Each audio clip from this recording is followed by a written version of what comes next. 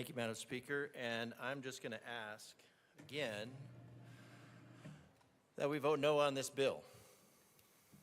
I know it's meant, just like SB25063 last year, it's meant to look like it's something about parental control, but reading through it, it's about removing parental control. It's not only about removing parental control, it's about exposing parents who try to exercise parental control. And so there's just a lot wrong with that. This is not about book banning. This is not about censorship. This is about whether or not taxpayers foot the bill to purchase and curate books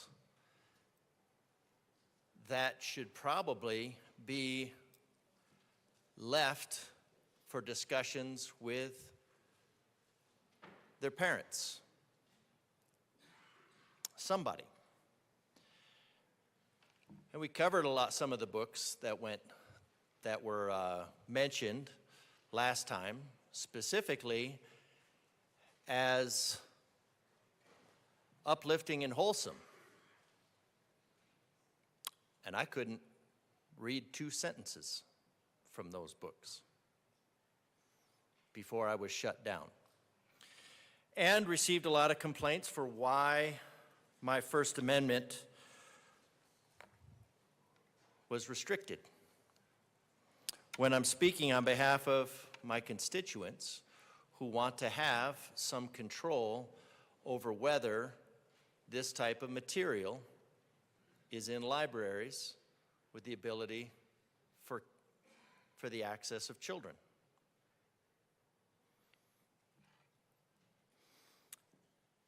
And we tried to amend out the egregious parts with the assumption that they were there inadvertently, and that was denied. So when I look at this amendment here about the discipline or retaliation about a librarian, say, who would intentionally keep books in the purview of children that have been questioned as applicable, then I have to think, okay, well, that's definitely something that was intended to be in there, because it's not. And when I try to just take out education and put in edification, meaning that it should be uplifting, it should be for the betterment of the child. I mean, education, you can be educated about everything. You can be educated about a lot of things you should probably not be educated about. So maybe it should be about edification. That would be education that is uplifting. Also denied. To say that if a library resource is challenged, it must be removed from public accessibility until a determination about the library resource could be made, but would be available under parental supervision or over 18 years of age, also denied. Circumventing parental decisions and responsibilities. Amend the re-engross. Tried to put, because this bill refers to teachers, or refers to parents that try to remove the reading material. That is clearly not for the edification of the individual, but for the miseducation. Tried to put in that these books to which the sponsors are referring, so that everybody can know what these books are talking about, is ratedbooks.org. It's a good resource. Denied. Try to take out the docs-like clause, like. Insert a not, so that the parental information would not be corrable. So if somebody asks the librarian or asks for the material to be reviewed, it doesn't become a public record for whatever reason, so that the activists can come set their Tesla on fire. Something about those T's.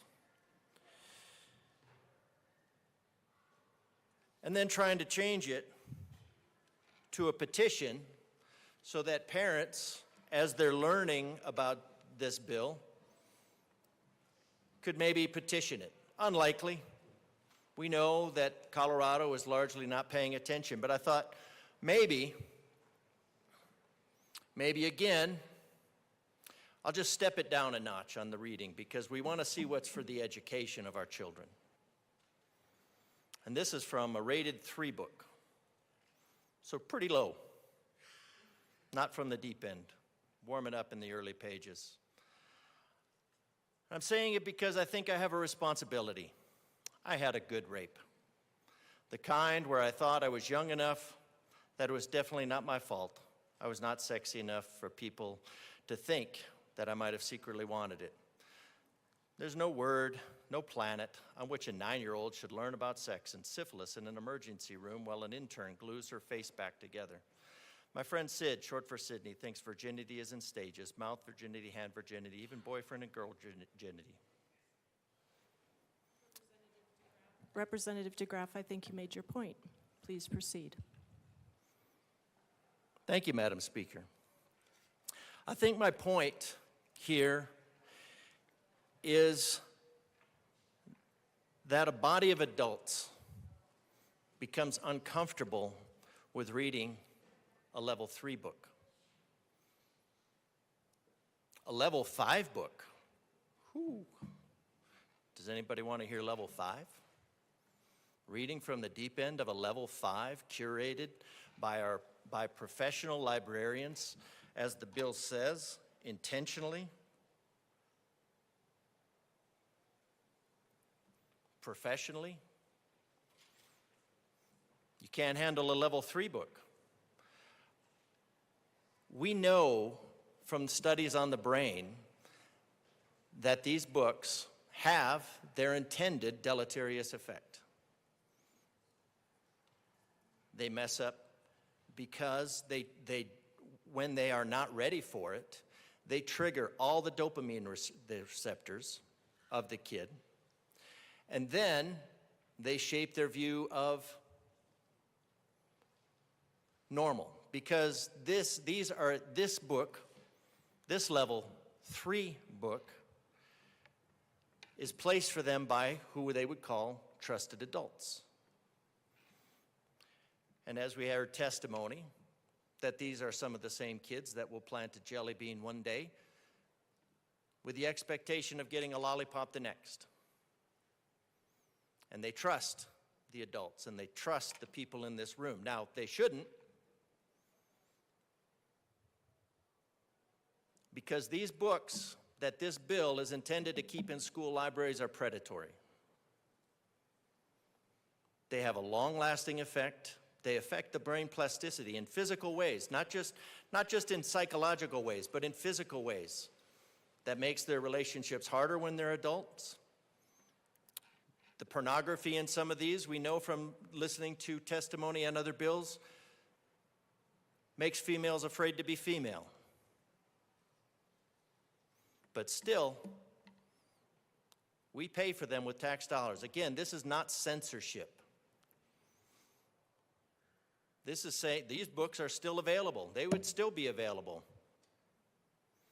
Parents can still buy them for their own children. Now, likely if you bought them for somebody else's child, you would be guilty of some sort of violating some sort of obscenity law. But when we have a library do it, all of a sudden it's okay. Maybe you're nosy to see what we can get up to between the sheets.